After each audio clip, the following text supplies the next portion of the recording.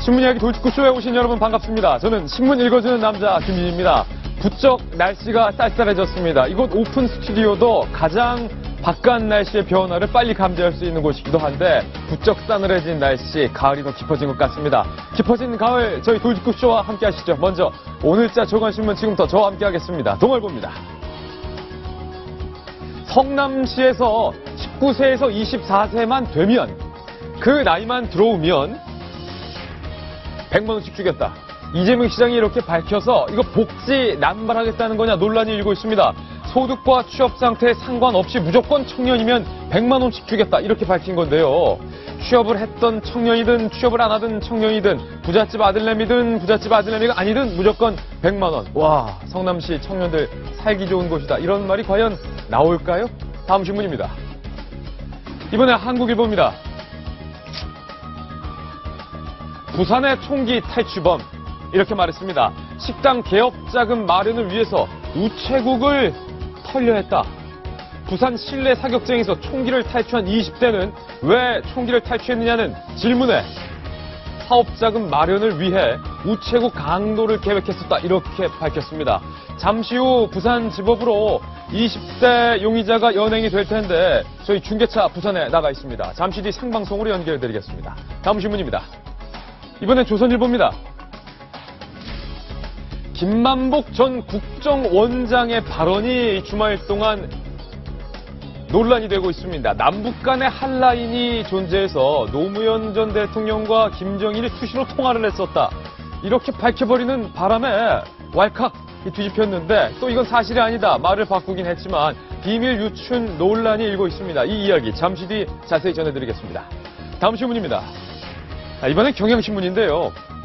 타워팰리스, 강남의 타워팰리스 쓰레기장에서 100만 원권 수표 100장, 그럼 얼마입니까? 1억이 발견돼서 이거 과연 누구 돈이냐? 주인 없는 돈 1억 원이 발견이 됐다는 겁니다. 아직까지 주인은 나타나지 않고 있다고 하는데 오늘 월요일 은행 문 열면 수표 조회하면 누구 주인인지 나올 것 같은데 혹시 이거 검은 돈 아니야? 나이 많은 분이 잃어버린 거 아니야? 여러 가지 의견이 제기되고 있는데 수표의 주인은 과연 누구일지 잠시 뒤 공개하겠습니다. 다음 신문입니다. 이번엔 한겨레 신문 일면입니다. 중국의 서열 5위 넘버 5가 류인산이라는 넘버 5가 북한 노동당 창건일에 참석하겠다 이렇게 밝혔습니다. 그러면 북한이 장거리 미사일 등 이 무력 시위를 못할 가능성이 높아졌다. 이런 관측이 현재 나오고 있습니다. 다음 신문입니다. 이번엔 서울신문입니다. 사회면에 실린 기사인데 빼돌리고 남은 식용유를 재탕 플러스 3탕 플러스 4탕 비리로 학생 밥상 더럽힌 충암고 어떤 이야기인지 잠시 뒤 그 사연 충격적인 이야기 자세히 공개해드리겠습니다. 다음은 중앙일보입니다. 중앙일보 2면인데요. 종합면이죠. 검찰 한명숙의 9억을 추징하는 전담팀을 가동하겠다. 언제 때처럼 전두환 추징금 전담팀을 가동했을 때처럼 한명숙 전 총리 추징금 환수 방법, 총 미납 추징금은 8억 8,302만 2천 원입니다. 이것을 어떻게 추징할 것인가 검찰 고민이 깊어지고 있습니다. 오늘 월요일 아침 저희 신문 이야기 돌직구쇼 다양한 중요한 주제들 준비되어 있습니다. 지금부터 신나게 한번 달려보겠습니다. 돌직구쇼는 여러분을 위한 쇼입니다.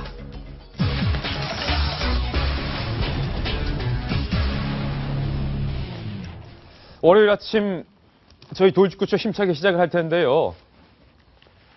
강남의 타워팰리스, 이야, 부자들만 산다는, 그냥 부자는 들어올 수도 없다는 그 타워팰리스 쓰레기장에서 말입니다. 이 한 시중은행의 은행 봉투입니다. 은행 봉투 앞에 파란 사인펜으로 1억 쓰여있고 실제로 봉투를 열어보니까 이 안에는 1억 원 수표, 100만 원짜리 수표 100장이 빼곡히 채워져 있습니다. 실제로 100장이고요. 그런데 문제는 이 쓰레기장에서 발견된 1억 원, 100만 원짜리 100장 수표, 이 돈의 주인이 나타나지 않고 있다는 겁니다. 과연 이 돈은 누구 돈이고 이 돈은 왜 쓰레기장에 버려졌는지 오늘 저희 돌직구쇼에서 그 미스테리를 한번 자세히 파헤쳐보겠습니다. 저희가 만든 첫 번째 돌직구 신문입니다. 쓰레기장에 버려진 1억 주인을 찾습니다. 이민선 변호사님, 네. 이 수표 다발 1억 원의 주인은 과연 누구길래, 그리고 누가 발견한 겁니까? 1억. 정말 큰 돈이잖아요. 억소리 나죠. 억소리 나잖아요. 우리가 진짜 하늘에서 돈 안 떨어져 라고 했는데 1억이라는 돈이 쓰레기통에서 발견이 된 겁니다. 예. 그런데 이걸 누가 찾았냐면 토요일에 바로 그 타워 팰리스에서 청소를 하는 용역업체 직원, 63세의 여성이 청소를 하다 말고 헌 옷가지 속에서 이런 봉투가 보였던 거예요. 예. 딱 KB금융그룹에 옆으로 길게 열게 되어 있는 이런 봉투가 발견이 돼서 국민은행 봉투. 네. 예. 근데 쓰레기통에 1억이라고 써 있으니 설마 하고 열어봤더니 정말 1억 원짜리 수표가 있는데 예. 이게 1억 원짜리 수표가 4개 은행에 12개 지점에서 발행된 100만 원짜리 수표가 100장이 들어있었던 겁니다. 네 곳의 은행 12개 지점에서 발행된 수표 100장. 네, 그러니 깜짝 놀라서 이제 경찰에 가져다 준 거죠. 네. 그런데 그러면 이제 먼저 든 생각이 에이 그럼 위조 수표겠지라고 했더니 이 100장 중에서 최소 95장은 진짜가 다 맞더라.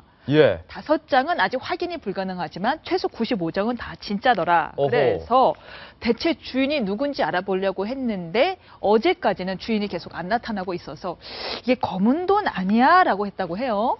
근데 이제 그러면 이게 만약에 정말 끝까지 주인이 안 나타나거나 예. 주인이 났을 때 그 죽은 사람에게는 어떤 혜택이 돌아가느냐라고 보면은 만약 주인이 나타나면요. 예. 유실물법에 따라서 이 물건의 가치 5%에서 20% 내지를 정도를 청구할 수 있는 권리가 있고요. 한 2천만 원 정도. 그렇죠. 예. 만약 끝내 주인이 안 나타난다. 그럼 이제 불로소득으로 간주가 되기 때문에 세금 22%를 뺀 나머지 6개월 동안 안 나타나면은 그럼 이제 습득자를 가져갈 수가 있습니다. 한 8천만 원 정도는 죽은 사람이 임자다. 로또죠. 로또다. 그렇군요. 검은 돈이냐? 아니면 누군가 잃어버린 거냐? 근데 쉽게 말해서 아니 이 한두 푼도 아니고 말입니다. 3천 원이면 잃어버릴 수 있겠다 이렇게 생각을 하는데 1억 원 그것도 100만 원짜리 수표 100장을 차곡차곡 모아둔 봉투를 쓰레기장에 실수로 버릴 수가 있을까요, 정성희 위원님? 상식적으로는 이해할 수가 없는 일이죠. 근데 예. 검은 돈일 가능성은 별로 없는 것이 네. 만약에 진짜 검은 돈이라면은 현금화 해가지고 잘 보관을 했을 것 같은데 예. 수표를 많이 가지고 있다는 것은 수표는 추적해보면 출처가 분명하게 나오는 돈이라서 검은 돈을 바로 수표로 가지고 있기는 좀 어렵거든요. 예. 제 생각은 이게 그 트렁크 안에 헌옷까지 안에 더미에서 나왔다는 거예요. 그래서 제 생각은 원래 이렇게 그 서로 배우자가 모르는 돈을 예. 그러니까 한쪽 배우자가 남편이 예컨대 넣었다가 부인이 이렇게 모르고 버린 그런 가능성이 높아 보인다. 물론 그 젊은 사람들은 아니고 나이가 좀 드신 분일 걸로 생각이 좀 돼요. 예. 근데 이제 말씀드리는 순간 뉴스 속보가 들어와 있습니다. 어떻게 저희 도직구쇼와 딱 맞췄는지 모르겠는데 타워팰리스 1억 원의 수표 주인이 나타났다. 공교롭게도 저희가 딱 생방송으로 다루고 있는 이 수표의 주인이 나타났다는 뉴스 속보가 현재 들어와 있습니다. 오늘 새벽 경찰서 직접 내가 저 돈의 주인이요 방문을 했군요. 이사 비용으로 받았다. 가족들에게 이사 비용으로 받았다. 1억 원 이사 비용 치고는 꽤 많은 금액인데 그것도 100만 원짜리 수표 100장을 이사 비용으로 받았다. 선뜻 지금 뉴스 속보로는 이해가 되지 않는 부분도 있습니다만 다시 한번 뉴스 속보를 정리해서 드리겠습니다. 저희가 지금 보도해드린 대로 주말 사이 그냥 부자는 못 들어가고 특별한 부자들만 들어간다는 타워팰리스 쓰레기장에서 100만 원짜리 수표 100장 현금 봉투가 발견됐는데 1억 원이죠.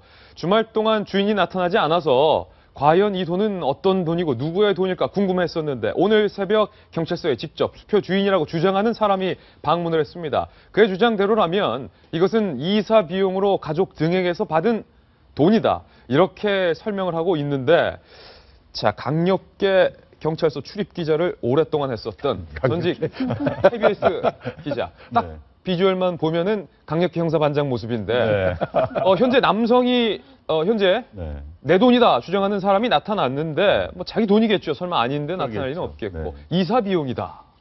그래서 이제 지금 자막으로 이사 비용이다라는 것으로 모든 걸 알 수는 없습니다. 그러니까 이사 비용이 내가 어디에 이사를 가기 위한 이사 비용이라든지 딴 사람이 이사 비용 또는 뭐 자기가 어느 건물에 월세를 내줬는데 그 월세를 이사하면서 과정에서 받은 보증비는 여러 가지 있을 수 있습니다. 그런데 이제 전체적인 맥락에서 본다면은 여행 가방 안에 옷가지를 넣어가지고 버렸는데 그 쓰레기를 처리하시는 분이 처리 이제 정리하는 과정에서 열어보니까 예. 옷 더미 안에서 발견됐다. 이건 이제 쉽게 말해서 대개는 이건 쓰레기 버린 경우는 부인들이 많이 버리죠. 그렇죠. 예. 그러니까 남편과의 이제 대화가 소통이 없었던 것 같습니다.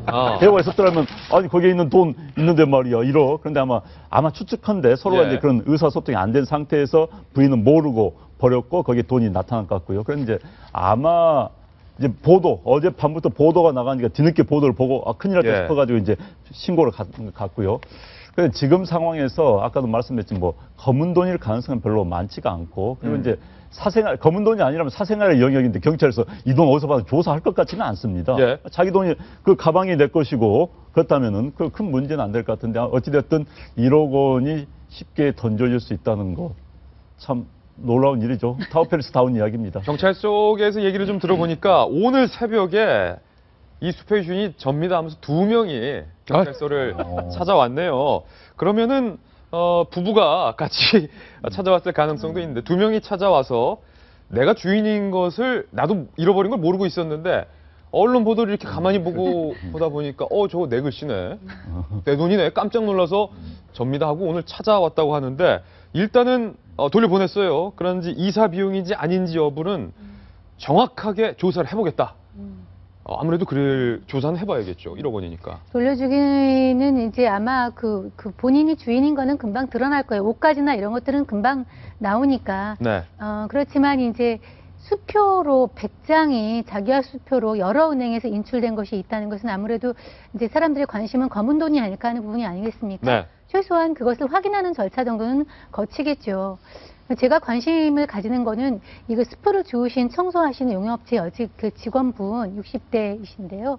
이거 신고하시길 정말 잘했습니다. 신고하시길 잘했다. 예, 만약에 예. 신고를 안 하고서 그거를 본인이 이렇게 가져갔다고 하면은 사실 나중에 분실 신고를 해가지고 보면 정말 절도가 될 수도 있거든요. 그렇군요. 예, 그래서 하시길 잘했고요. 또 타워팰리스 같은 경우는 워낙 부촌이니까 여기에 청소하는 거에 들어가는 그거를 이를 따기 위한 것도 굉장히 경쟁이 치열하답니다. 거기는 네. 뭐 한 번도 포장도 뜯지 않은 그런 어떤 고가의 제품이나 네. 그다음에 한두 번밖에 안 신은 명품 가방이나 뭐 들었던 이런 것도 수시로 나온다고 해요. 타워팰리스 저 쓰레기장에서. 예, 제가 다른데 기사를 보니까 그래서 저기에 들어가 청소를 하는 거는 굉장히 우리나라에서 큰 오호. 어떤 이권이다 하는 걸 들은 적이 있습니다. 그와 비슷한 이야기가요. 옛날에 난지도에 쓰레기장이 있었던 시절에 직접 취재를 했습니다. 제가. KBS 기자일 때. 네, 난지도를 가면은 서울시내 각 동에서 쓰레기차가 옵니다. 그렇죠. 그런데 압구정동, 이른바 강남 일대에서 온 쓰레기차가 쓰레기 버리는 곳이 지정돼 있습니다. 예. 거기는 조폭들이 개입돼 있어요. 조폭들 개입해서 그 지역을 자기들 관할하는 겁니다. 그래서 거기 보면 방금 이런 류의 뭐 돈이 들어온다든지 또 옷가지가 너무 깨끗한 옷들이 굉장히 많아요. 예. 계승할 수 있는. 그래서 조폭들 힘센 사람이 관할한 지역은 부촌에서 오는 쓰레기들. 예. 거기가 이제 가끔 보석도 뭐 금반지 같은 경우도 뭐 떨어져 들어오는 경우도 많고. 조폭들끼리 영역 그렇죠. 다툼을 그래서 하겠네요. 난지도 쓰레기장 내에서의 네. 조폭 영역의 핵심은 압구정동이나 이 강남 지역을 누가 장악하느냐 그것도 있었습니다. 근데 잠깐만 그 주운 물건을 돌려주지 않고 가졌을 때는 점유이탈물 횡령죄라는 죄를 구성을 하고요. 수표 같은 경우에는 지급정지가 될 수 있기 때문에 그대로 가지기가 조금 힘들죠. 결국엔 그렇죠. 대부분 신고가 들어옵니다. 그리고 이 수표의 주인이 이 사람이 맞는지 아닌지 확인하는 건 그렇게 어렵지가 않은 게 발행인 이서인을 확인하는 작업이 다 있기 때문에 어렵지가 않을 듯하고 저 또한 검은 돈이 아닐 것에 한 표를 던지는 이유는 일단 뭐 수표를 범행 자금으로 받는 사람도 있습니다. 예. 한면숙 전 총리 같은 경우도 1억이 수표 아니었습니까? 수표로 받았죠. 네, 수표였죠. 9억 중에 1억이 수표였죠. 그런데 이제 이 같은 경우는 4개 은행에 12개 지점에서 발행된 거는 이런 거는 검은 돈일 가능성이 별로 많지가 않습니다. 그렇군요. 굳이 검은 자금이라면 한 개 은행에서 한 장짜리로 이렇게 여러 장 안 납니다. 한 장짜리로 딱 갖고 있죠. 그렇죠. 근데 참고로 이 사건을 접했을 때 저는 언뜻 부부싸움을 하다가 아내가 성질나서 옷가지랑 같이 다 버려버린 거 아니야? 라고 얘기를 했더니 안영환 전 의원께서 임 변호사 결혼하면은 집 주변 좀 내가 뒤져야겠네. 그러게요. 네, 어쨌든 주인이 나타나서 박윤진 전 대변인 주인이 계속 안 나타났더라면 이 돈 주운 분은 세금 떼고 한 80%는 내 거가 될 수 있었는데 그래도 정직하게 신고했으니까 한 20% 정도는 쳐주겠죠? 우리가 지금 주목해야 될 건 그 부분이 아니고 예. 분리수거를 좀 생활합시다. 그러니까 돈도 종이잖아요. 예. 그거하고 옷가지하고 섞어서 버렸다고 하는 것도 씁쓸한데 전체적으로 제가 씁쓸한 건 일단 뭐냐면 서민들, 저 같은 경우 이사 비용, 저도 작년에 이제 전세집을 옮기면서 아파트를 네. 옮기면서 돈을 좀 가지고 있었을 거 아닙니까? 그 다음날 집주인을 만나려고. 그렇죠. 근데 나머지는 은행으로 이체하고 이제 한 몇 천만 원 가지고 있어요. 잠이 잘 안 오더라고요. 어디다 보관해야 이게 괜찮은. 그러니까 우리는 또 제가 좀 몇 천만 원을 현금으로 제가 갖고 좀 있었던 이렇게 적이 뭐 없으니까. 감도 잡고 이런 사람이라서 네. 그런지 모르지만 그 몇 천만 원 가지고도 마음 졸이는. 어디다 보관해야 잘려나 하는 그런 걱정인데 그냥 옷까지 이렇게 해서 할 만큼 1억 정도야. 그것도 그냥 아무렇게나 1억 딱 이렇게 써서 예. 그런 분들도 사시는구나 하는 씁쓸함도 들고요. 예. 타워팰리스의 경찰들이 좀 찾아가겠다고 그랬더니 타워팰리스에서 그랬다는 거 아니에요. 월요일 날 공식적으로 공문 들고 찾아오시라고. 경찰보다 경찰이 세네요. 경찰이 예. 대한민국 공권력이 거기를 찾아가서 이게 어떻게 된 건지 좀 현장 조사라도 해보고 싶은데 그걸 못했다는 것이 가장 씁쓸합니다. 분리수거, 그러니까 돈 많은 분들, 그 다음에 대한민국 공권력도 제대로 들어가지 못하는 타워팰리스. 네. 이런 면에서 저는 참 씁쓸하네요. 예. 이 1억 원의 수표 주인은 나타났지만 그래도 여러 가지 씁쓸한 점은 많이 남길 것 같습니다. 저희가 준비한 두 번째 뉴스로 이동하겠습니다. 돌직구 신문을 통해서 만나보시죠. 중국의 넘버 5. 중국의 넘버 5는 굉장한 실세입니다. 시진핑 다음. 굉장하죠. 중국은 사람도 많으니까. 네. 그런데 이 넘버 5가 북한 노동당 창건 이래 파격적으로 방북을 한다. 오늘 뉴스 들어와 있는데 북한 전문 기자 출신이었다. 안영환 의원님. 그러면 북한이 뭐 미사일도 발사하겠다. 무력 시위도 하겠다. 이거 다 못하겠네요. 일단은 그런 전망이 나오고 있습니다. 예. 설마 서열 5위가 와가지고 방문해 주는데 그 다음에 뭐 보복이라 하듯이 쏠 수 예. 있겠느냐. 아마 사전에 5위 정도 갈 정도라면은 사전 우리 미사일 쏘지 않겠다라는 북한 측의 동의를 받지 않았겠냐는 그런 이야기죠. 그렇군요. 중국의 서열 5라는 게 재밌습니다. 우리나라는 서열 1, 2, 3 매기지 않지 않습니까? 중국은 이제 중국 공산당이 지배를 하고 있고 중국 공산당은 서열이 다 매겨져 있습니다. 예. 그런데 7명의 상무위원이 있습니다. 정치국 상무위원, 이 사람들 소황제라고 그럽니다. 사실 예. 중국은 요즘은 시진핑이 권력을 강화해서 그렇지 원래는 집단 지도체제입니다. 상무위원 7명이 서로가 합의를 해가지고 통치하는 그런 시스템인데 거기서 서열 5위입니다. 유인사는 기자 출신이에요. 기자 출신인데 중국의 언론을 총 장악하는 예. 선전을 총 책임지는 북한으로만 김양근하고 같다고 생각하면 되는 겁니다. 그러니까 그런 권력자죠. 그런데 최측근입니다. 시진핑에. 그래서 5위를 내보낸다는 건 굉장히 의외입니다. 사실. 현재 지난번에 중국에서 8위를 보냈어요. 예. 8위는 정치국 상무위원이 아닙니다. 상무위원 다음번을 보냈는데 이번에는 예. 5위로 보냈다는 것은 아마도 중국이 북한을 끝내버리지는 않겠다. 지난번에 중국 측에서 북한에서 이제 최영애가 왔지 않습니까? 예. 북한의 중국의 그 열병식 때. 그런데 이제 오히려 중국 측에서 성의를 보여준다. 그래서 북한에 대해서 우리 안고 가겠다는 것을 의지를 보여준 게 아니냐. 즉 이제 중국 입장에서 본다면 현재 미국과 일본이 결합을 함으로써 포위망이 들어온 가운데서 그래도 어찌면서 동북아에서 남아있는 동맹국을 끌어안겠다는 그런 의지를 보여준 거 아니냐. 네. 그다음에 이제 북한 달력이 들어간 거 아니냐 하는 모습을 보이고 있고요. 그런데 이제 이런 측면도 있습니다. 지난번 말씀드렸던 중국의 거물 정치인이 북한을 방문했어요. 그런데 그 다음에 미사일을 쏘았던 게 또 북한입니다. 예. 그래서 그런 측면에서 본다면 예측 불허지만 어찌됐든 북한이 유인선에 감으로써 눈치를 보지 않을 수가 없다. 이게 이제 북중 간의 관계다. 이렇게 볼 수 있겠습니다. 사실은 말이에요. 정성희 위원님. 저희가 이 조폭 세계에서도 넘버 5까지는 그래도 형님급으로 대접을 해두거든요. 작은 형님. 6부터는 이제 뭐 행동대장 이렇게 나가는데 더군다나 시진핑의 최측근인 넘버 5가 만약에 북한에 가 있는데 북한이 미사일을 쐈다. 그러면 중국 입장에서는 상당히 체면 구기게 되는 거죠. 그래서 아마 미사일은 사실은 발사하지 않을 거라는 전망이 나오고 있는데요. 그렇다면 이산가족 상봉도 북한은 협박을 했지만 비록 원만하게 잘 진행될 가능성이 높겠군요. 미사일 발사만 하지 않는다면 지금 남북 간이 합의된 그 남북 이산가족 합의는 10월 말중에 그대로 진행될 것 같고 실제로 명단도 교환이 됐습니다. 다행이네요. 그러니까 우리는 이제 이산가족 상봉을 하루라도 빨리 하고 싶지만 북한이 지금 당 창건일 행사 때문에 굉장히 바쁜 게 있고요. 예. 또 우리나라 시스템과는 달리 북한은 이산가족 상봉을 하기 위한 이산가족을 찾는데 국가 시스템이 무너져서 상당히 시간이 많이 걸립니다.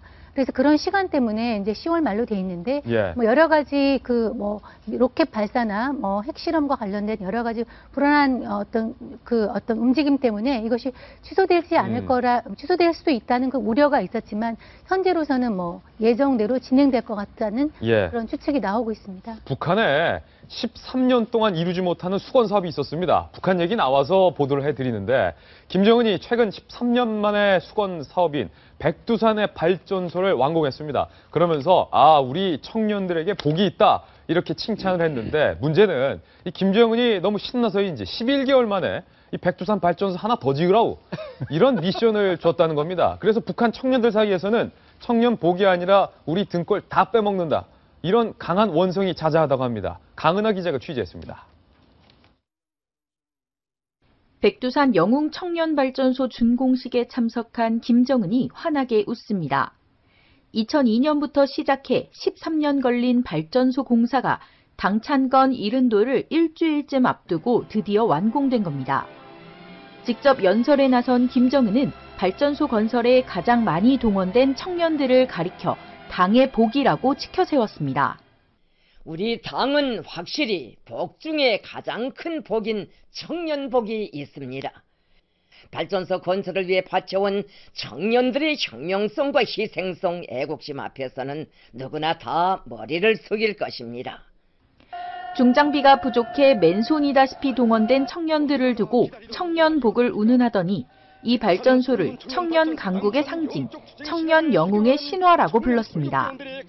노동신문은 6개면 중 5개면이 발전소 기사로 도배됐고 불꽃놀이까지 성대하게 벌였습니다. 그런데 김정은은 청년들에게 또 다른 발전소 건설을 명령했습니다. 다음해 청년절까지 백두산 영웅 청년 3호 발전소 건설을 무조건 끝낼 것을 명령합니다.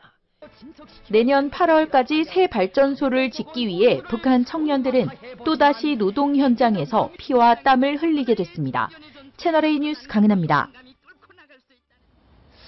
전 세계에서 북한의 이 노동력 착취에 대한 문제를 심각하게 질타하고 있는데 11개월 안에 13년 동안 못 지었던 발전소를 11개월 안에 뚝딱 지어라.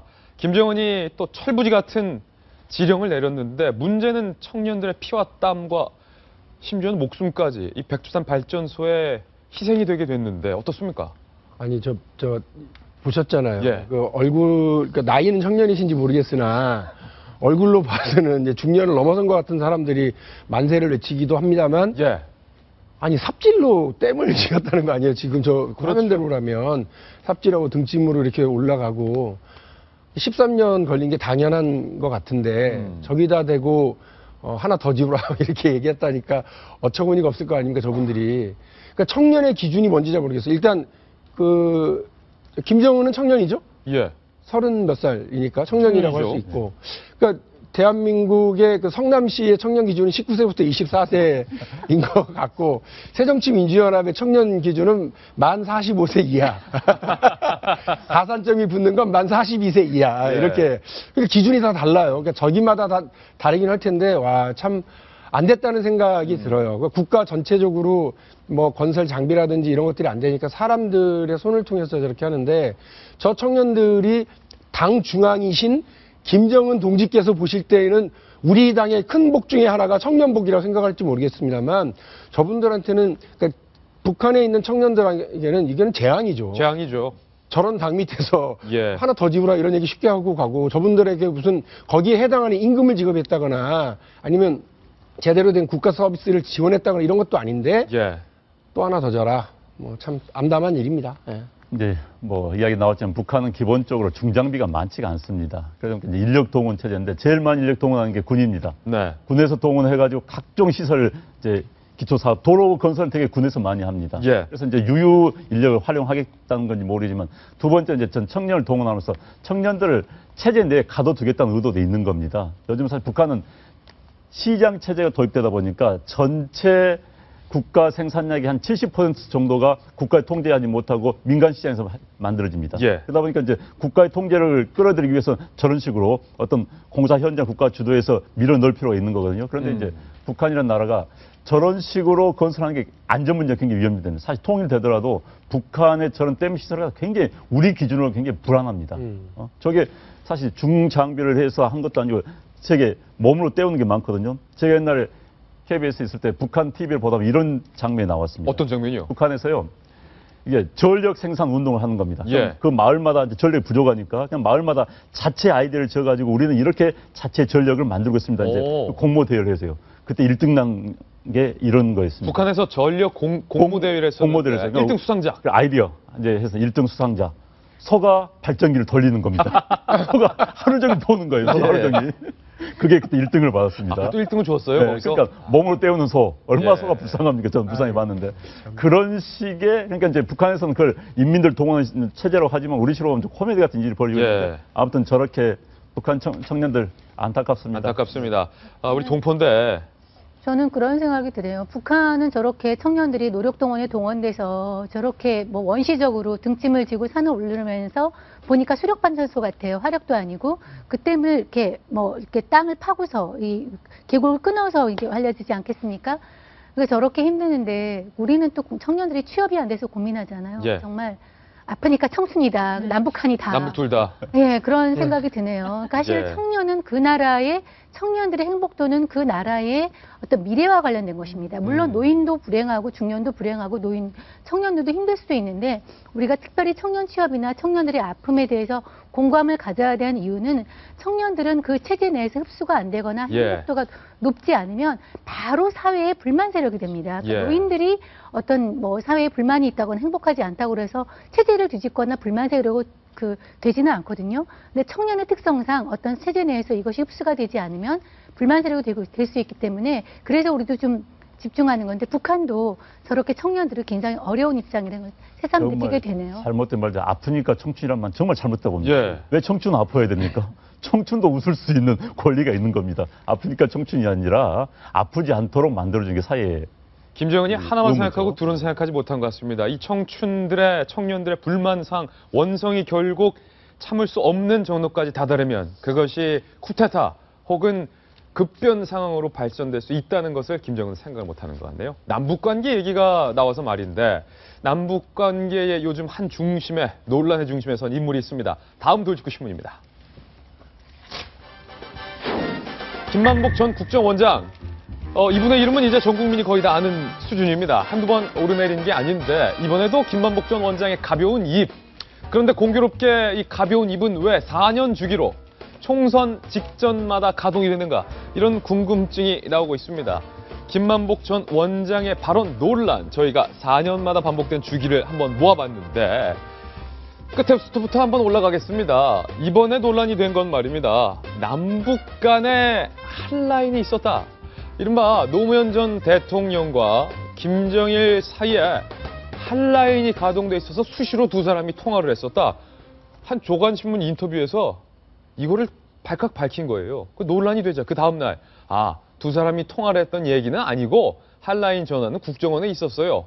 라고 변명을 했는데 그것 또한 비밀 누설 혐의에 해당이 돼서 국정원이 현재 비밀 누설 혐의로 김만복 전 국정원장을 형사 고발할 방침인 것으로 알려지고 있습니다. 일단 이 이야기부터 한번 들어야 될 것 같은데 임윤선 변호사님, 네. 국정원의 비밀 누설 혐의, 국정원이 정색하고 네. 이거는 비밀 누설 죄에 해당한다라고 고발을 한 상태인데 그렇죠. 성립될 수가 있나요? 성립될 수 있죠. 그리고 이분은 제가 알기로는 국정원의 첫 입사를 한 걸로 알고 있어요. 처음부터 완전 국정원 맨이었던 사람이에요. 그러니까 국정원 내에서 자가 승진한 네. 몇 안 되는 케이스. 네, 정말 몇 안 되는 케이스인데 그런 분을 고발하려면 국정원 내에서도 얼마나 고민이 많았겠습니까? 그랬겠군요. 참고 참다가 이건 아니다 그래서 고발을 한 거고요. 분명히 여기서 국정원 관계자 말에 따르면은 예. 누설한 내용 중에 김 정 원장이 비밀을 누설한 혐의가 분명히 있다라고 얘기를 하니까 국정원도 고민을 한 걸로 보이고요. 뿐만 아니라 그 전에는 국정원 내 전직 국정원 직원들의 모임, 오비 모임이 있대요. 양지회라고 있는데 비밀 누설 혐의로 몇 차례 검찰 수사를 받고 하면서 양지회에서도 제명이 됐었더라고요. 제명이 됐었다. 사실 국정원 내에서 전설이 될 수도 있는 분이에요. 왜냐하면 낙하산으로 들어온 게 아니라 정말 밑에서부터 올라온 분이기 때문에. 예. 얼마든지 전설이 될 수 있는 분인데도 오죽하면 양주에서 제명이 됐다가 작년 10월에서야 바로 자격을 겨우 회복했겠습니까? 예. 그러니까 이분을 보면 참 안타까워요. 이 사진도 보아요. 처음에 맨 처음 사진을 보면은 이 김관진 장관이 별명이 꽃꽃장관으로 꽃꽃장수로 예전에 옛날에 김장수 실장. 김장수 실장이죠. 꽃꽃장수로 불리게 된 계기가 김정일 위원장이랑 악수를 할 때 허리를 꼿꼿하게 세우고 섰잖아요. 예.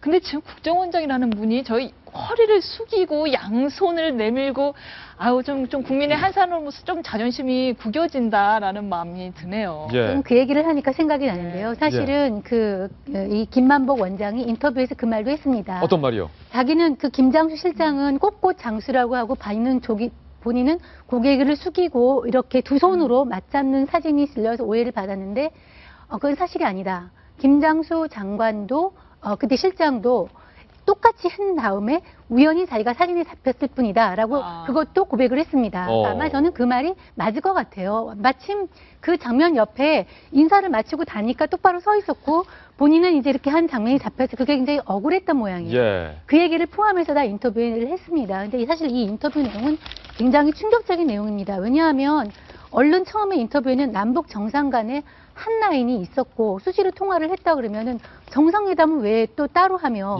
마치 설국열차에서 꼬리칸과 머리칸에서 서로 따로 있지만은 마치 통화 내용을 이렇게 서로 연락을 주고받는 부분이 나와서 우리가 깜짝 놀랐잖아요. 뭔가 마치 노무현 전 대통령과 김정일이 북한에서 짜고 치는 것 같다. 뭐 이런. 그래서 굉장히 충격적인 내용이어서 아니 왜 수시로 통화를 했는데 그럼 왜 만났으며 이런 의문들이 들었는데 다음날 바로 있었다는 거고 통화한 적은 없다 얘기를 했는데 사실 정보기관에서 한라인이 있는 거는 뭐 당연한 일입니다. 네.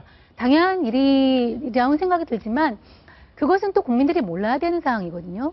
이런 비밀들은 정보맨이라면 무덤까지 안고 가야 되는 것인데 이렇게 나가가지고 책파하겠다고 쓰면서 이렇게 하는 것은 정보맨의 기본 ABC가 안 되는 사람으로밖에 볼 수 없는 것이죠. 그런데 이런 논란이 4년마다 반복되고 있다는 데 있습니다. 4년 전, 2011년이에요. 1월 일본 잡지 세카이에 천안함 침몰이라는 표현을 쓰면서 남북 정상회담의 기밀, 예를 들어 김정일의 해주공업단지 관련 언급 내용을 그대로 누설을 했습니다. 그때 당시도 검찰이 국정원 직원법 위반, 아까 똑같은 겁니다. 비밀 누설 혐의로 수사를 해서 기소유예 처분은 줬는데 임 변호사가 말했듯이 양지회, 국정원 퇴직자, 오비 모임에서는 회원 자격을 그냥 박탈해버렸어요. 근데 또 그로부터 4년 전, 2011년 12월, 대선 전날입니다. 하필. 대선 전날에 하필 방북을 해서 당시 북한의 김양건에게 대선 브리핑을 했는데 내용이 우리 남조선에선, 우리 대한민국에선 이명박 후보 당선이 확실시됩니다. 내일 보십시오. 이런 내용을 대화록으로 만들어서 특정 언론에 제공을 했습니다. 그래서 결국 비밀 누설로 인해서 사과를 하고 국정원장직에서 물러났던 바가 있습니다.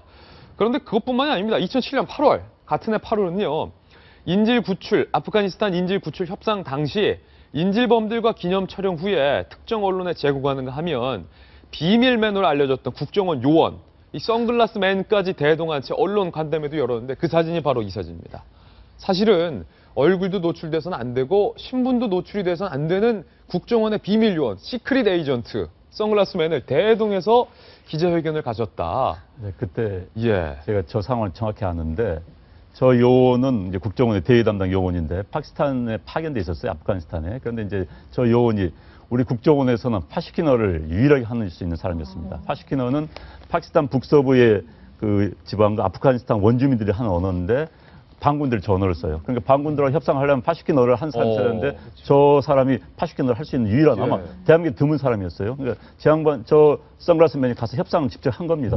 국정원에서는 굉장히 보배죠. 보배죠. 그런데 저 사람은 이제 인질 구출이 끝난 다음에 국정원장이 거기가 날아왔어요. 난 그것도 바람직하지 않았는데 또 아프가니스탄에 날아온 겁니다. 조용히 끝내야 되는 건데.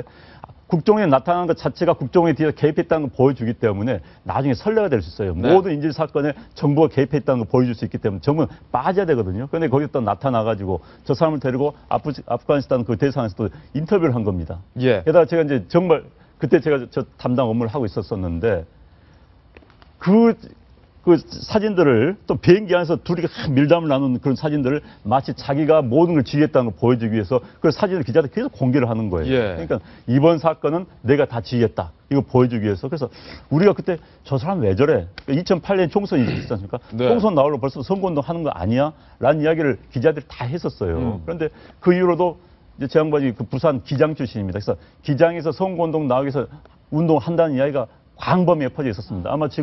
아마 정치 관여 논란 첫 번째 사안도 2006년에 원장 취임한 이후에 기장군 사람들 데려다가 국정원을 구경을 시키고 이른바 자신의 지역구가 될 사람들에게 그렇죠. 그래서 아마 오늘 우리가 이런 이야기 한 것도 본인한테는 즐길 수 있을지 모릅니다.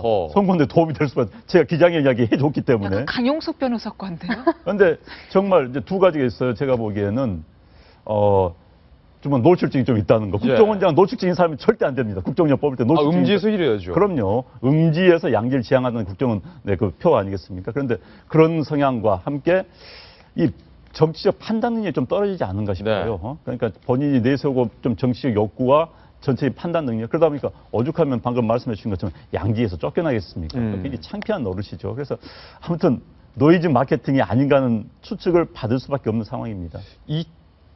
18대 총선을 한 해 앞둔 2007년 말씀하셨던 것처럼 이른바 선거운동을 벌여서 논란을 받았는데 이번에 남북 간에 노무현 전 대통령과 김정일 사이에 한라인이 있어서 수시로 전화를 통화했다. 정인영 난데 수시로 통화했다 이거예요.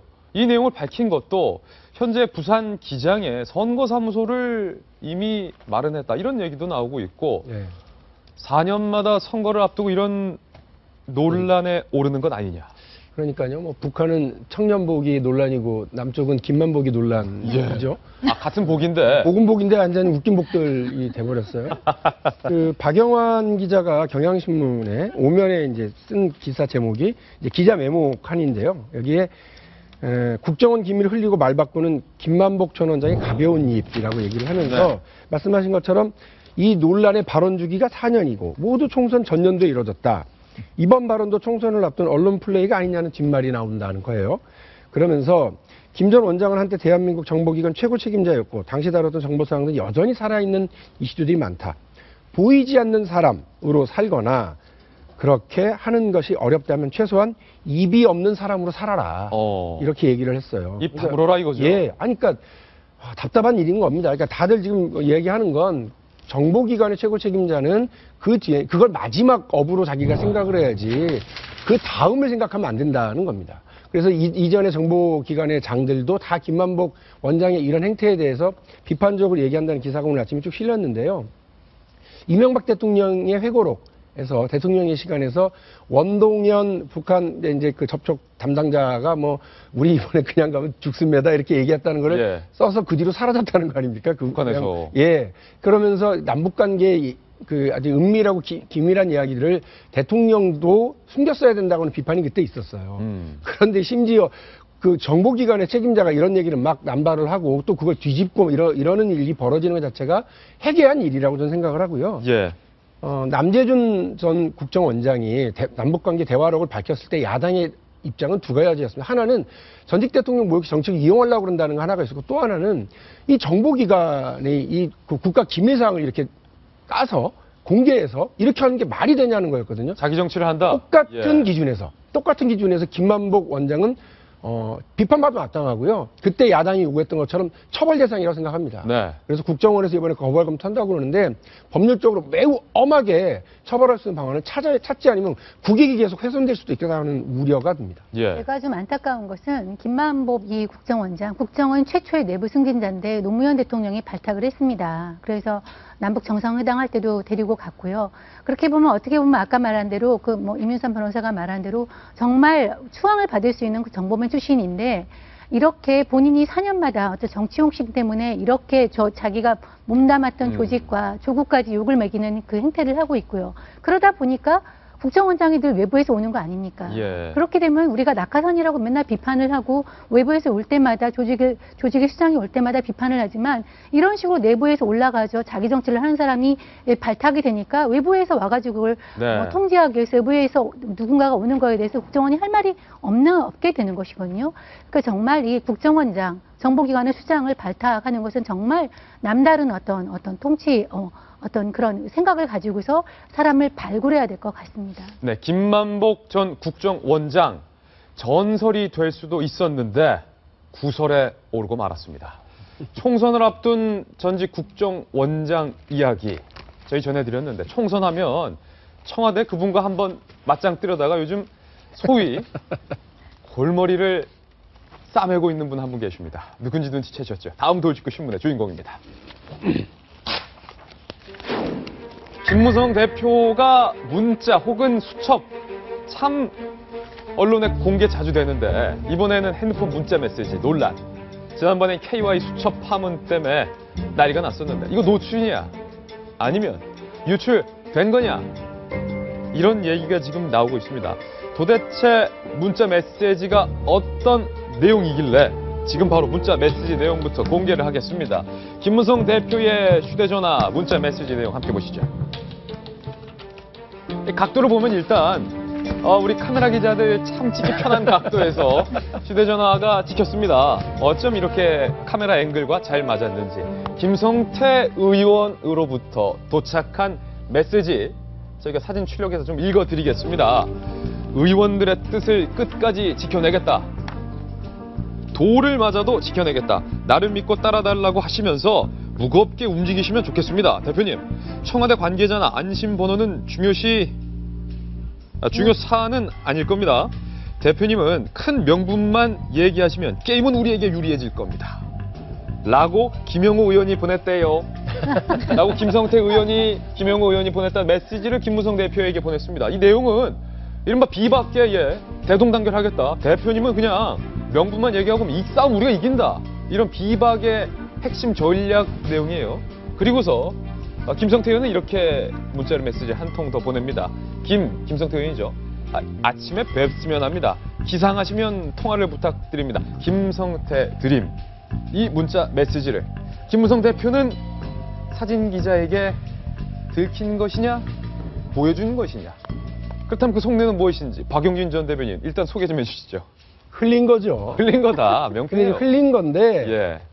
정말 주머니가 적어서 흘리는 경우가 있고요. 그게 아니라 일부러 흘리는 경우가 있는데 제가 볼 때는 일부러 흘린 것 같습니다. 네. 김무성 대표로서는 우리가 이런 정도의 생각은 다 하고 있어. 명분은 나한테 있어. 이거를 청와대 쪽에 이게 보여주고 예. 본인을 이렇게 구석으로 몰려고 하는 청와대 쪽에 우리가 반발하면 얼마든지 가능하다. 그러니까 내가 참는 거다. 이걸 꼬리를 내린 게 아니라 그렇죠. 지금 우리 비박들이 이렇게 대동단결 하고 있어. 확 여차하면 예. 내가 명분은 나한테 있어. 내가 이긴 게임이야. 이거를 청와대한테 보여준 거다. 예. 게다가 이제 재선 의원들 지난번에 유승민 의원 찍어내기 할 때요. 청와대가 유승민 의원을 몰아내면 안 된다라고 강하게 반발하면서 성명서를 냈던 재선 의원들이 있습니다. 네. 22명인가요? 용감한 아이들, 그때 예. 그랬었죠. 그런데 그 22명이 이번에 또 모이려고 그랬다는 거예요. 아니, 지난번엔 유승민 몰아내더니 이번엔 또 누굴 어쩌려고 그래? 이러면서 모이려고 했더니 김 대표가 됐다, 고마해라. 이렇게 얘기를 해서 모이질 않았다고 해요. 유승민 때는 내가 꾹꾹 참았는데 22명이 이제는 못 참겠다. 예. 그러니까 지금 움직임은 그러면서 김무성 대표가 기자들의 질문에 그렇게 답을 했습니다. 만일에요, 그 공천 논의기구를 해서 거기에서 전략공천을 하자고 그러면 어떻게 하실 겁니까? 물어보니까 예. 한마디로 그런 게 의총에서 통과되겠어?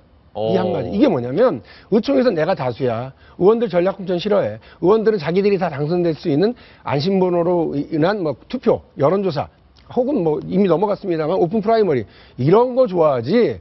청와대에서 하고서 할 수 있는 그런 거 싫다. 이제 의총에서는 안 될 거다라고 청와대 하는 입김 안 먹혀 그 뜻이다. 예, 그런 것을 정확하게 알고 있다라고 하는 걸 슬슬 흘리면서 보여주는 거죠. 예. 그러나 저는 김무성 대표에게 이 말씀 드리고 싶습니다. 어떤 지난번에 우리가 수첩 딱 열어갖고 찍나 안 찍나 이게 하셨잖아요. 거기에 KY 예. 이렇게 있습니다. 청와대 쪽에서 가만두지 않겠다고 얘기했다고 하는 KY. 근데 그 밑에 내가 반드시 찾아낸다. 저 수첩이죠. 네, 저 밑에 내가 반드시 찾아낸다.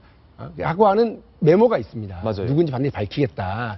근데 사실은 저것이 공개되고 나서 청와대에서 이렇게 매 눈으로 쳐다보고 있다고 하는 걸 Y는 이제 유승민, 예. K는 김무성, 예. 내 눈으로 쳐다보고 있는 걸 알면서도 사실은 지금까지는 거의 속수무책으로 당해온 거나 마찬가지거든요. 근데 이번 판은 시간 끌며 이렇게 근접전이 아니라 인파이터가 아니라 아웃복서를 하면서 시간을 끌고 한 점 한 점 점수를 따서 12라운드를 마치고 나면 심판들의 판정은 나에게 올 거다. 예. 명분은 나한테 있으니까라고 생각하시고 저렇게 하시는 것 같은데요.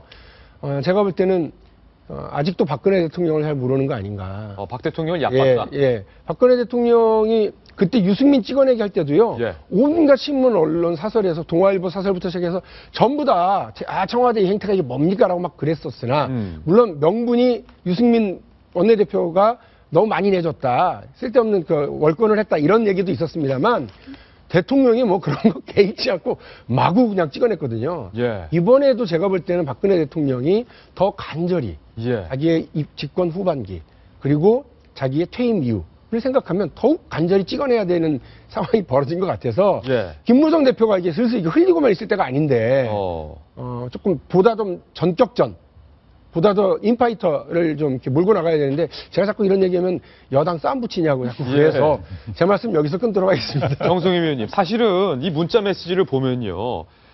그간 언론에서도 김무성 대표가 또 한 번 박근혜 대통령과의 기싸움에서 꼬리를 내렸다, 패배했다 이런 분석이 나오고 나서 이 문자 메시지가 슬쩍 오늘 아침 보도가 된 건데 내용을 다시 한번 보시면 김성태 의원이 전한 김용우 의원의 문자 메시지는 우리 비박들이 5일라도 하다가 그때 대표님이 뭘 하지 말라고 해서 안 모였는데 말이에요. 생각해보니까 주말 동안에 잠이 안 와서 내가 이 말을 꼭 드려야겠습니다. 김용우 의원이 이렇게 보냈대요 하면서 김성태 의원이. 그러니까 이것이 분명히 대표님은 명분만 얘기하면 게임을 유리하다 이거예요. 이것이 이제 의도적으로 유출했다는 거에 무게가 실릴 수밖에 없는 예. 게 맨 마지막 문장에 있습니다. 아침에 뵀으면 합니다. 예. 기상하시면 통화를 부탁드립니다 하면은 이거는 전날 밤에 보낸 거거든요. 아, 그렇군요. 전날 밤에 보낸 거면은 아침에 분명히 일어나서 봤을 겁니다. 그런데 그거를 갖다가 기자들이 언제든지 카메라가 주시되고 있는 그 장소에서 일부러 그거를 아침에 본 거를 다시 한번 본다는 것은 이런 식으로 내가 주변에 정치적 경호실장이라고 얘기를 했네요. 그 김성태 의원 주변 사람들의 비박들의 예. 지원을 받고 있다는 것 같다가 직접적으로는 하지 않고 간접적으로 언론 노출시킴으로써 청와대 이걸 알리려는 그 목적이 분명히 있는 것 같고요. 실제로 주말을 계기로 해서 어제 그제를 계기로 해서 분위기가 상당히 좀 반전되고 있습니다. 예. 금요일까지는 우리가 김무성 대표가 뭐 이렇게 항복합니까 하고 나한테 물었는데 우리 김진애 씨가 내가 예. 아니 일보 전진을 왜 일보 후퇴 아니냐 그랬는데 전부 다 꼬리 내린 거라고 좀 분석이 있었거든요. 그렇죠. 그런데 이제 주말을 계기로 해서 청와대도 이런 반응이 더 이상 얘기하지 않겠다. 좀 휴전하는 반응이 나오고 있고요. 청와대 같은 경우도 뭐 요즘은 밤에는 정치를 하지만 낮에는 외교를 하겠다. 우리가 예. 언급하지 않겠다 하면서 청와대가 오히려 확전을 이렇게 바라지 않고 우리는 언급하지 않으니까 그리고 이제 이 공천 노루를 다는 위원회 구성이 됐으니까 맡기겠다. 우리는 이제 빠지겠다 하는 분위기가 나오면서 청와대에서 한 발 뺐다 이거죠? 예, 한 발 빼면서 분위기가 좀 달라지는 것도 이런 분위기와 좀 무관하지 않을 것 같습니다. 안영원 전 의원 어떻습니까? 글쎄요, 뭐 유출인지 제목을 참 잘 뽑았는데 예. 제가 이제 역사를 전공했습니다. 역사 전공하면서 많이 느꼈던 것 중에 하나가 제가 보기에는 굉장히 우연적인 일인데 역사학자들은 필연으로 해석을 많이 하더라고요. 이건 우연일 뿐이다. 그러니까 예. 그래야만이 역사학자는 먹고 살겠다 그 생각이 들어요. 네. 그냥 쓰면 이렇게 먹고 살 수가 없어요. 뭔가 제가 아는 척 해야지 책을 쓸 수가 있으니까. 좀 너무 빈약한 건 아니, 아닙니까? 난 역사인인데 너무 나한테 예. 아니 그런 측면에서 그러니까 이제 우리가 자꾸 뭔가 이제 예. 해석을 잘 해야지 멋있게 보이고 네. 고민한 사람이고 머리 든 사람처럼 보이는 게 맞습니다. 기자들도 그런 측면이 있어요. 그런데 이제 오늘 아침에 이것은 경향신문 하나만 나왔습니다. 네. 하루 일간지 전혀 다루지 않았어요. 사실 이 기사는. 그런데 이제 그것도 기자들이 나름대로 생각을 했을 거라는 생각이 들고 경향신문 이제 월요일 아침에 사실 기사가 없습니다. 그래서 이제 고민해서 쓴 기사일 수도 있는 건데 아마 의도적으로 내출했다면은 얻을 수 있는 게 뭔가. 네.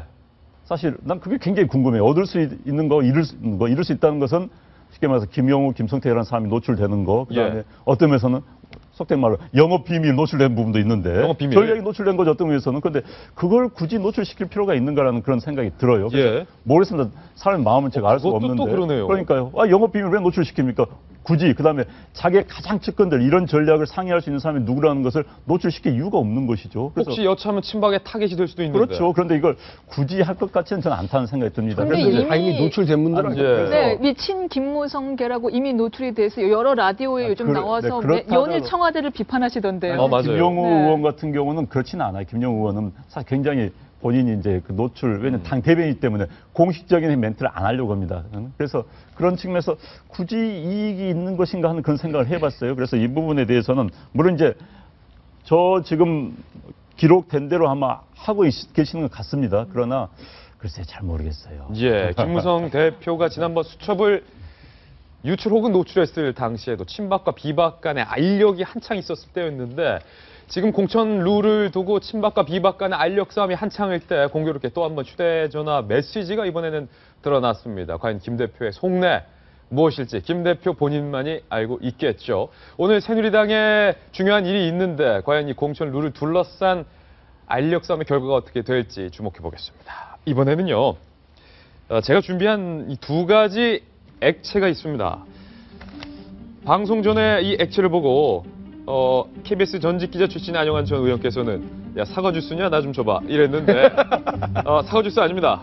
둘 다 식용유입니다. 그런데 이쪽에 들고 있는 이 맑은 색깔의 식용유는요. 새 식용유. 아 맑죠?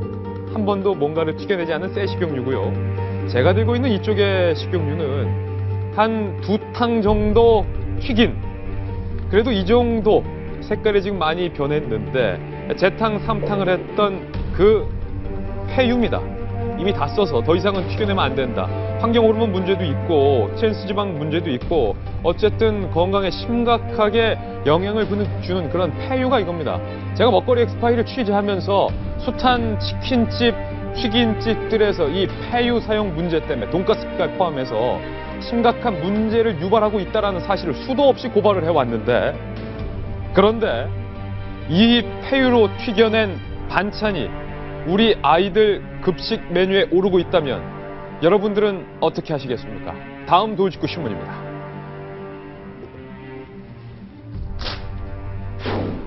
그리고 그 학교는 급식비 안 냈으면 밥 먹을 자격이 없다라면서 학교 교감이 급식실 앞에서 지켜 서 있었던 그 충암고등학교였습니다. 임윤선 변호사님. 이 충암고에서 이번에 급식 비리가 있었다. 어떤 내용입니까? 네, 지금 김진 앵커가 설명을 잘해줬는데요. 작년에 그 급식비 독촉으로 유명해졌던 학교죠. 야구 명문이죠. 충암고등학교 은평구에 있던. 근데 이번에 문제가 된 거는 크게 2건 정도입니다. 먼저 네. 첫 번째는 횡령건이에요. 서울시 교육청이 감사를 해서 검찰에 고발을 한 건인데요. 먼저 납품받은 식재료를 빼돌리고 종이컵 등을 과다 계상해서 이제 교육청에 경비를 청구했죠. 그래서 최소한 1억 5천만 원 정도의 식자재 비용을 횡령한 것이 드러났고요. 이 외에도 횡령건이 있건 한 건이 아닙니다. 뿐만 아니라 이 학교가 급식실이 제대로 갖춰지지 않으니까 학생들이 교실에서 배식을 받았거든요. 예. 그러면 급식실에서 요리하는 곳에서 교실까지 누군가 옮겨야 될 거 아니에요. 이거를 학교는 용역업체에 위탁한 것처럼 해서 또 총 한 2억 5천만 원 정도의 비용을 청구를 했습니다. 예. 받아갔죠. 근데 실제로는 용역업체에 위탁한 게 아니라 조리원들이 요리하다 말고 급하게 다시 그걸 가지고 스스로 옮겼던 겁니다. 예. 그럼 또 이런 횡령이 문제가 아니라 횡령뿐만이 아니라 문제가 뭐냐. 그럼 조리원들이 요리하다 말고 급하게 옮겨야 되잖아요. 예. 그러면 시간이 부족하잖아요. 그러다 보니 주로 튀김 요리가 많이 나갔어요. 예. 튀김 요리가 빨리빨리 되니까요. 그럼 그 튀김 요리들이 제대로 된 기름을 가지고 사용됐냐에 대해서 바로 김진 앵커가 처음에 얘기한 것처럼 제대로 된 식용유를 쓴 게 아니라 재탕, 3탕을 해서 시커매진, 이거는 조리원이 어떤 사람이 증언을 한 내용입니다. 시커머진 식용유를 또 쓰고 또 써서 뭐 이걸 먹던 학생들마저도 내가 지금 이거를 뭘 먹는 건지 차라리 라면을 먹었으면 좋겠다 할 정도로 형편없는 질의 식사를 해야 했다라고 하더라고요. 예. 그러니까 저는 이제 아이는 없지만 어린 조카들이 몇 명 있지 않습니까? 그 어린 조카들을 정말 제가 많이 예뻐하는데 걔네들 입에 제가 넣을 때도 저는 흘린 걸 먹을지언정 걔네들한테는 최고의 걸 항상 넣어줍니다. 그렇죠. 그렇게 해서 각각의 학생들이 그 집에서 각각 그렇게 컸을 애들인데 시커먼 식용유, 집에서 절대 쓰지 않을 식용유로 튀긴 거를 내 자식을 먹였다라고 생각하면 어머니들은 정말 피가 거꾸로 솟는 기분일 거예요. 피가 거꾸로 솟는 기분일 것이다. 실제로 조리원으로 근무했던 사람은 식용유가 10병, 새 식용유가 들어오면 그중에 상당수는 애들한테 쓰기 전에 빼돌리고 식용유 빼돌리고 10병 샀다고 식재료값 부풀려서 나머지 값은 충암교 교장과 이모 헬정식장 그리고 용역업체 직원 등이 최소 4억 1천여만 원의 급식비를 빼돌린 거를 나눠 먹었다. 행정실장이고 이사장이라고 하지만 같은 가족입니다. 아들이에요. 아, 심지어 예. 예. 전 이사장, 예, 요번에 고발된 전 이사장의 아들이 행정실장이고요. 그다음에 횡령으로 구속이 된 다음에 그 딸이 현재 이사장입니다. 그러니까 충암고를 운영하는 그 일가가 이렇게 급식비에서 4억 가까이 정부에서 받는 돈을 빼돌린 것이죠. 근데 우리가 이제 지금 임 변호사가 얘기했지만 우리 부모들 입장이나 엄마들 입장에서는 횡령이고 뭐가 관심이 없어요. 예. 아니 우리 귀한 아들 입에 시커멓게 우리 같은 집에서는 상상할 수 없는 이거를 튀긴 거를 줘. 정말 아까 모르겠지만 피가 거꾸로 솟는 정도로. 폐유예요. 폐유. 이 정도 되면 폐유입니다. 근데 여기에 재탕 삼탕 튀겨내. 이거는 좀 준수한 거예요. 맑은 거예요. 시커멓다고. 예. 이것만 해도 준수한 건데 이게 새까맣게 쓸 때까지 그걸 애들한테 먹였다고 생각하면 화가 안 나겠습니까? 그거를 갖다 자기 자식이랑 먹이겠습니까? 예. 근데 그거를 횡령에다가 이런 음식을 먹였다는 것이 아마 굉장히 분노가 치솟고요. 근데 아까 또 얘기했지만 이 문제 제기를 했던 이게 왜 교육청에서 감사가 들어왔냐면 지난 봄에 이 교감이 급식비 앞에 서서 카드로 하면서 너 밥 안 먹었으면 먹지 마 했기 때문에 이제 학부모들이 항의를 하고 그러다 보니까 교육청이 감사에 들어간 것이거든요. 예. 근데 교감은 아마 이 재단과 관계가 없었던 사람으로 드러났어. 요번에 빠졌어요. 예. 저는 저 교감한테 감사해야 된다고 생각해요. 오히려 저 교감이 너 먹지 마 하고 안 했으면 이런 일이 있는 줄조차 몰랐을 것 같아요. 사실상 내부 고발자가 됐네요. 예, 예. 그런 결과적으로 그렇게 된 것 같아요. 하지만 박윤진 예. 선생님이 따지고 보면 교감이 급식실 앞에서 급식비 안 낸 사람들 밥 먹지 마 하고 아이들 돌려보내는 동안 뒤에 조리실에서는 식자재 빼돌리고 남은 식용유, 새까맣게 남은 식용유에 아이들 먹는 시간을 단축하기 위해서 튀김을 튀겨낸 불량 식재료를 아이들한테 만들고 있었군요, 앞뒤로. 그러니까요. 그러니까 앞에서는 마음에 상처 주고 뒤에서는 몸에 상처를 주는 그런 일을 충암고등학교가 했다는 게 참 충격적이에요. 제가 신일고등학교를 나왔어요. 김현수, 나지완 유명한 야구 선수들을 배출해낸 예. 야구 명문입니다. 신일도. 근데 저 충암도 야구 명문이에요. 그래서 숱한 정말 야구 선수들 키워내고 또 이휘재 같은 연예인들도 아, 그렇군요. 충암고를 나왔어요. 이게 명문고등학교예요. 근데 저 명문고등학교 지난번에는 아이들에게 마음의 상처를 준 걸로 한번 오르고 또 그것 때문에 정성희 의원 말씀하신 것처럼 감사를 해보니 오히려 아이들 마음에 상처를 준 사람한테 감사를 해야 될 일이 감사 끝에 드러난 거예요. 예. 이거는 지금 그러니까 이 사립재단이라고 하는 데가 엉뚱하게 지금 학교를 운영하고 있구나. 아이들을 돈 버는 대상으로 보고 있는 거 아니냐라고 하는 얘기까지 되고 있는데 서울시 교육청의 이 감사 내용에 대해서 오히려 충암고 측에서는 부풀렸다. 과장되게 지금 언론에 흘렸다. 이렇게 얘기를 하면서 뭐라고 그러냐면 오히려 그분들을 고발하겠다. 예. 서울시 교육청 관계자들 고발하겠다고 나서고 있어서 참 해도 너무한다라는 생각을 갖게 하네요. 비리로 학생 밥상을 더럽힌 충암고 측은 입이 10개라도 이번 사건에 대해서 할 말이 없습니다. 다음 신문으로 넘어가겠습니다. 만나보시죠. 이번엔 성남시로 가보겠습니다. 이재명 시장이 논란의 중심에 또 한 번 올랐는데 키워드를 보면 폭행, 100만 원, 빨갱이 할매 이런 얘기도 있는데 이재명 성남시장의 개인 SNS 내용을 좀 먼저 공개를 하겠습니다. 이 부분이 바로 논란이 되고 있는 부분인데 이게 빨갱이 정책? 물음표가 있죠. 이게 빨갱이 정책? 본인이 지금 억울하다 이러면서 반론을 제시한 겁니다. 그럼 65세 이상 월 20만 원씩 주는 건 빨갱이 할매겠군. 크크크. 여기서 빨갱이 할매는 65세 이상의 이 고령층에게 이 복지금을 지원하는 그런 제도를 밝힌 박근혜 대통령을 일컬어서 빨갱이 할매다 이렇게 말한 겁니다. 왜 이 이재명 성남시장이 이렇게 빨갱이 할매 얘기까지 하면서 발끈을 했느냐. 정성희 위원님, 이재명 시장이 19세에서 24세 성남시에서 3년간 거주한 청년이면 취업을 했든 안 했든 부잣집 아들내미든 아니든 상관없이 무조건 1년에 100만 원씩 주겠다. 이 정책을 밝히고 나서 이런 내용을 올린 거죠. 그렇습니다. 제가 또 성남에 살지 않겠습니까? 아, 성남시 주민이죠. 예, 그래서 이재명 시장이 이제 추석 직후에 바로 청년, 그 성남에 살고 있는 19세에서 24세의 청년들이 한 11,100명 정도 되는 모양입니다.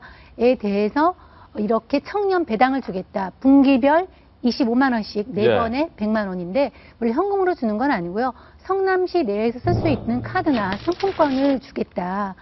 그렇게 해서 이렇게 아픈 청년들의 어떤 시름과 이런 걸 달래고 뭐 취업을 할 수 있도록 뭐 지원해주겠다는 정책을 밝혔습니다. 그거에 대해서 이제 논란이 있으니까 뭐 네티즌들이 악플을 다니까 내가 빨갱이냐. 그러면 이제 박근혜 대통령처럼 기초연금을 말하는 겁니다. 62세 이상 소득 하위 70%의 월 20만 원씩 주는 기초연금을 도입한 박근혜 대통령은 빨갱이 할매냐 뭐 이런 식으로 했는데 뭐 내용은 차치하고 성남 명색이 그 대도시의 시장인데 예. 빨갱이 할매 키읔 이런 것을 갖다가 너무 가볍다. 그 트위터에 올리는 이런 행태가 참 그 가볍고 경박하다 그런 생각이 들고요. 뭐 그거는 별도로 치고 우리 이 청년 배당 정책에 대해서 좀 얘기를 해봐야 될 것 같습니다. 예. 이것은 뭐 근데 기초노령연금은 사실은 은퇴를 해서 본인이 스스로 생활하기 힘든 노령층에게 노동을 하고 싶어도 할 수 없는 노령층에게 살 수 있게끔 지원을 해주는 거고 이재명 시장이 밝힌 청년들 묻지도 따지지도 않고 성남시 3년만 살면 100만 원 주겠다. 한 달에 계산해보니까 8만 원이 넘는데 같이 비교하는 것은 좀 논리적으로 모순되지 않습니까? 저는 성남에 사는 사람으로서 예. 세금을 내고 있는데 세금이 저는 사실 이렇게 쓰이는 거에 대해서 저는 반대합니다. 예. 왜냐면 뭐 다른 나라에서 청년 배당 비슷한 정책을 쓰는 경우도 있어요. 그렇지만 기초연금 같은 경우는 알다시피 우리나라의 노인 빈곤층이 OECD 1위. 예. 그리고 많은 노인들이 정말 생계가 어려워서 자살을 하고 있기 때문에 국민들의 합의가 이루어진 것입니다. 그런데도 돈이 없어서 하위 70%에 못 주고 있습니다.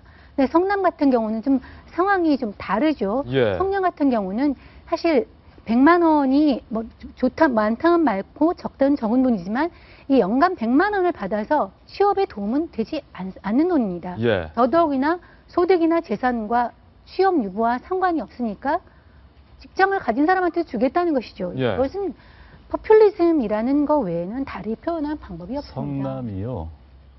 전국에서 그 도시 가운데서 지역별 격차 가장 큰 도시입니다. 용인, 그러니까 분당이라는 굉장히 고소득층이 사는 지역이 있는가 하면은 또 구도심 지역은 굉장히 좀 소득층이 낮은 지역이거든요. 그러니까 소득 차이 굉장히 큰 구성으로 이루어진 도시인데, 글쎄, 모든 사람들 100만 원?